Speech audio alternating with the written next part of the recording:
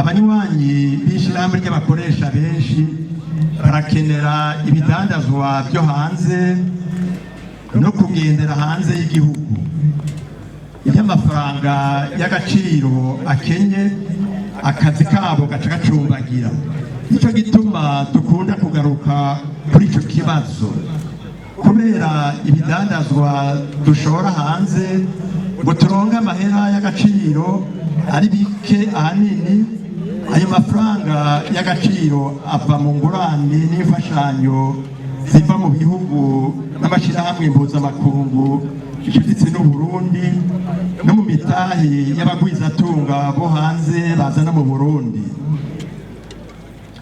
Amagume igihugu caciyemwo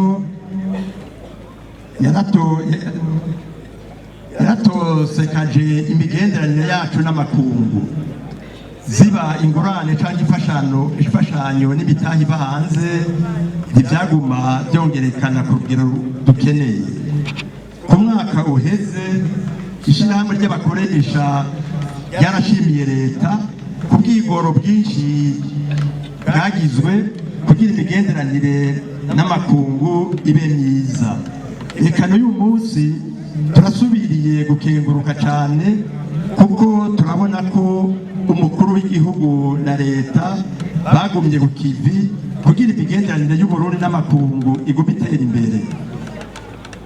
Turananezerwa cyane iyo twumvise ko imigenderanire y'Uburundi n'ikigega mpuzamakungu FMI iriko iranagurwa canke kw'imbibe dusangiye n'ibihugu bibanye zuguruye. Ivyo gukundisha igihugu cacu mu makungu si igikorwa ca leta gusa. Umurundi wese canke umunyamahanga afise umurimo mu Burundi dutegereje twese kwamamaza amahoro n'umutekano uri mu gihugu cacu, tubibwira abanyamahanga n'abarundi baba hanze kugira batugendere cane. Hari benshi muri bo batinya kuza ku mvo z'umutekano. Turateye akamo abagwizatunga bubahuri abo bose bazinanye canke bakorana mu makungu, ntibagume batinya kuzana ibitahe yabo mu Burundi. Turashima kandi ingingo ziza zirafatwa zo korohereza abagwizatunga n'abanyamitahe, na cane cane abashaka kuzana imitahe yabo mu Burundi. Ubwa gatatu, guteza intwaro ibereye n'agateka kazina muntu mu gisata c'akazi. Ku vyerekeye leta, muri uyu mwaka uheze yarubahirije intwaro ibereye. Nshaka kuvuga ko mu vyerekeye gushiraho amategeko agenga akazi, abakozi n'abakoresha baragirishijwe inama.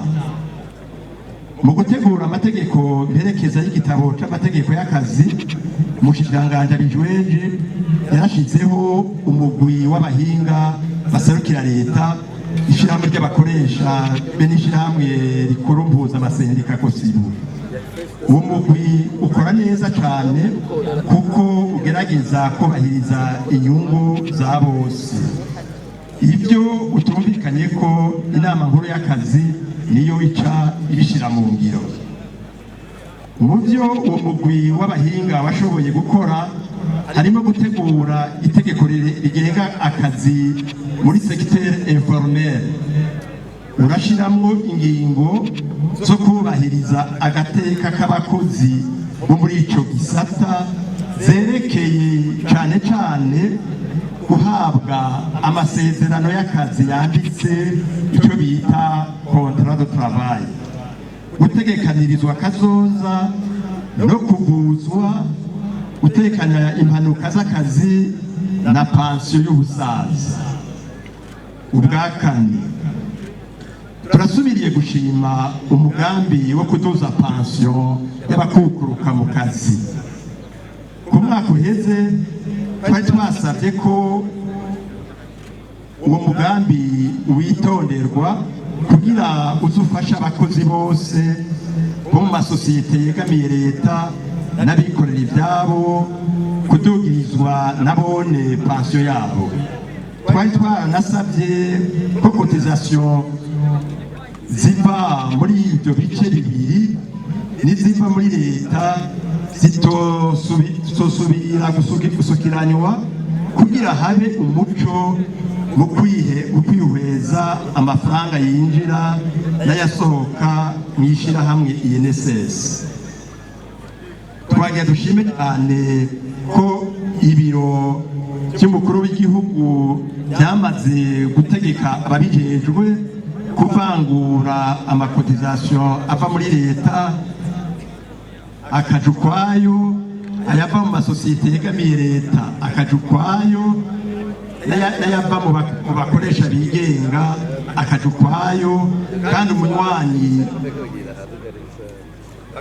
abanywanyi bagatunganirizwa hisunzwe ibisata barimwo byose.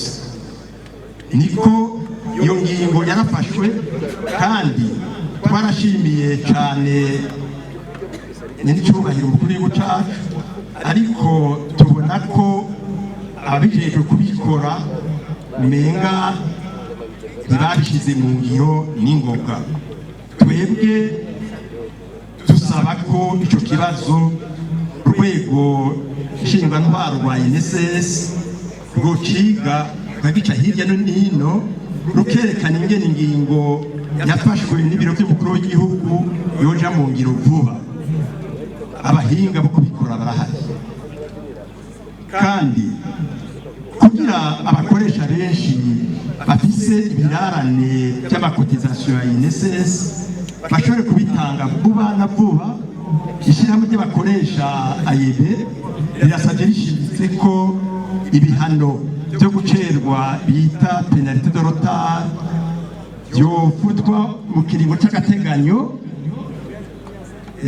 kingana nk'umwaka ku bakoresha batoca bafata bo kuriha muri icyo kiringo ibyo bahiraniye byose ishirahamwe INSS.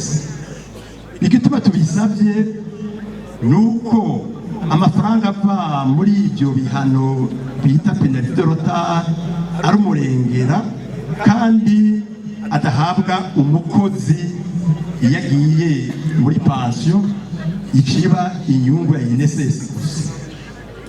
Rero INSS yoya birayahevye muri ico kiringo c'umwaka kugira umukozi ashobore gutangirirwa intererano zose. Ntitwibagire ko hari abakoresha benshi bafise uburyo buke. Ibyo bihano bitanzwe ku nguvu, turazi neza yuko abakoresha batari bake bashobora guhava bugara amasosiyete yabo, hama abakozi nabo bagatakaza akazi.